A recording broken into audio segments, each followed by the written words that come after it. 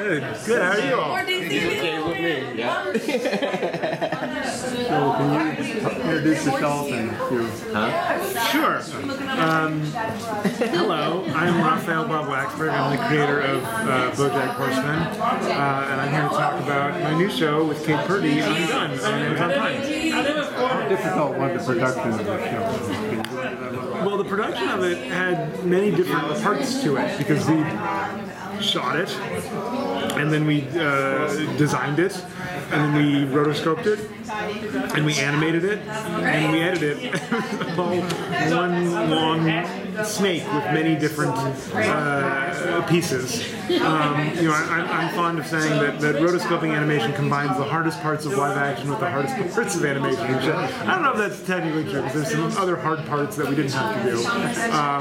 But it was a real interesting process that took a long time and was very rewarding, though. What was the biggest challenge you faced in doing that? It's a good question. The biggest challenge, I think, is just kind of trying to bring it all together and make sure it all looks of a piece and makes sense. And this was, obviously we had a lot of people working on this in different departments, in different capacities, and we just wanted to make sure we were all making the same show and we were all on the same page as far as what story we were telling and how we wanted to be telling it. How did you guys land on the title Undone? Like, what does it mean to you? What does the Undone title mean to me? I like that it's open to interpretation, like what it means for a person to be undone. There's a little bit of judgment in that, right? Like, oh, she's undone. It's not great, but also I think none of us are really done. We're all undone, and so there's an interpretation of undone which sounds like something was complete and became incomplete, but I think the truth is actually that all of us are by nature incomplete, and we're not done yet, and there's always more journey to go on. The first few episodes are awesome. What? The first 2 episodes. Oh, thank you. Yeah, I'm really proud of them. I'm really excited. So family relationships are always complicated, but it's when we need them the most that we realize the lessons that we have learned despite any differences. So how does this hold true for this series, and how is this going to be integral to the plot going forward? Yeah, well, this show is really about family, and it is about the ways that we let each other down in a family and how we lean on each other and support each other. And I think you can see even in the first few episodes that Alma and her sister Becca have a very tense relationship, but they're also very close. That they go out drinking, they talk about their problems. It's closer than a lot of people have with their siblings, honestly. And then she sabotaged her relationship with the fiance. But I think they also have this odd rivalry, and they don't quite understand each other. And I think that's sometimes the thing that happens with families is that you do have a closeness and you have a shared experience and you have a twin language with a person, but then there are parts of you that remain close to them that you'll never understand, that they'll never understand, or that you'll never understand about them. And so I think a lot of the show is about those tensions in a family and the idea that there's no question that you love these people, but there is a question of, are you really seen by them in the way that you want to be seen? Are you focused at all on what's the 4-season arc and all that stuff? Because when I was watching it, I was like, I'm just in the moment. I feel like a lot of in the moment. Like, are you worried about that, or are you more focused on the story for the season? Right. I mean, we kind of, for the first season, we were thinking about the first season and the story we wanted to tell. I think we'll see if there's other seasons where we want to go from there.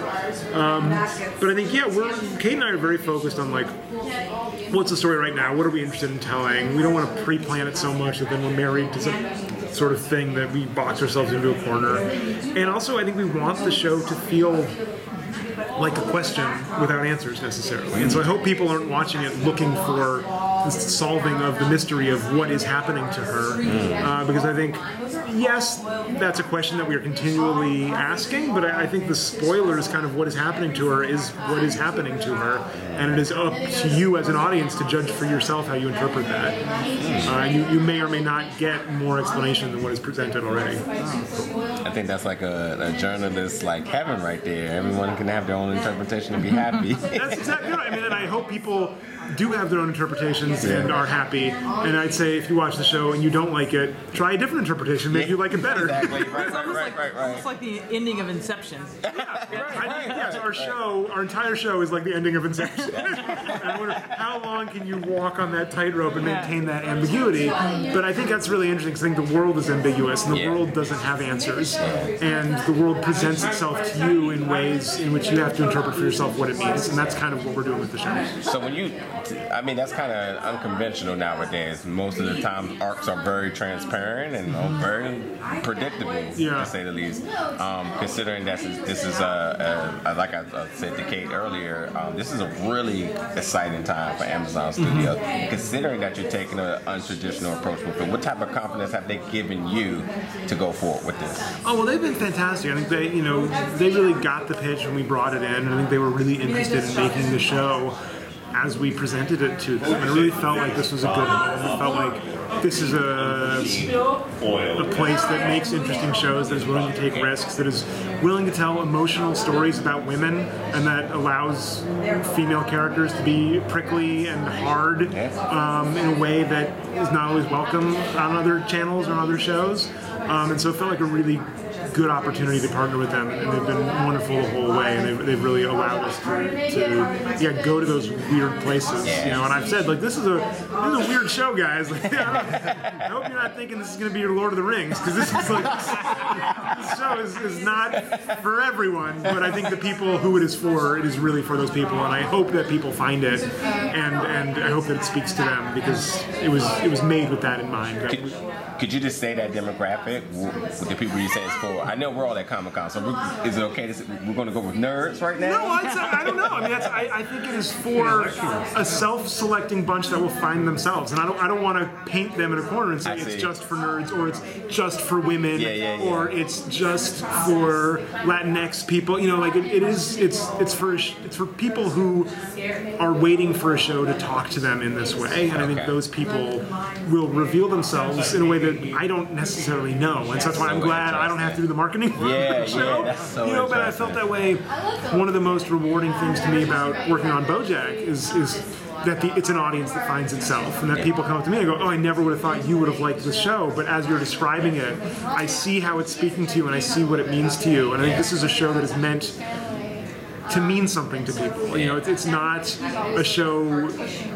I was going to say it's not a show you put on while you're doing your laundry, but if you want to put it on while you're doing your laundry, God bless you. You can watch it too. I'm not going to kick you out of bed. Anyone who wants to watch it, but like I think it's a show that can really envelop you if you're willing to be enveloped by it. Well, I think the thing that's really going to hook people is the fact that there are so many aspects of, especially Alma and all the other characters, that are so relatable to everybody else's lives that are watching the show. I think so. I think the characters are flawed in a way that, to me, makes them human. It's something we really tried to do, and I think they're specific. It doesn't feel like we're making TV characters. We really wanted to make them feel like a real family, and the relationships feel real and lived in and grounded. And we talk about what are the kinds of conversations you have with someone who knows you so well, but still sometimes feels like they don't know you at all. It's kind of ironic that you have all these aspects of the characters that are so grounded in reality, yet we have no idea what reality really is going on in the series. Well, I think you need to do that. I mean, I think for us it was really important that we established, and that's why in the first episode there's really no magic at all, very little. Like, we really wanted this to be a show that takes place in the real world, and we wanted it to feel like real life. And the idea is like, okay, if you got pulled into the Matrix, if you got pulled into Oz, if you got pulled into whatever, okay, Neo, Dorothy, but what if it was you? What if it was you, a real person who lived in the, if you got called to adventure, you wouldn't be like, okay, let's go. You'd be like, no, what the shit is happening? Because the rest of my life, I've been in the real world. This stuff doesn't happen. And how would a person react who maybe wants to believe this stuff and wants to go on that adventure, but also knows this is nothing like anything they've ever experienced before, because they don't live in a TV show. They live in the real world. And so we wanted to establish that and find that grounding. That is awesome. This will be the last question. Thank you.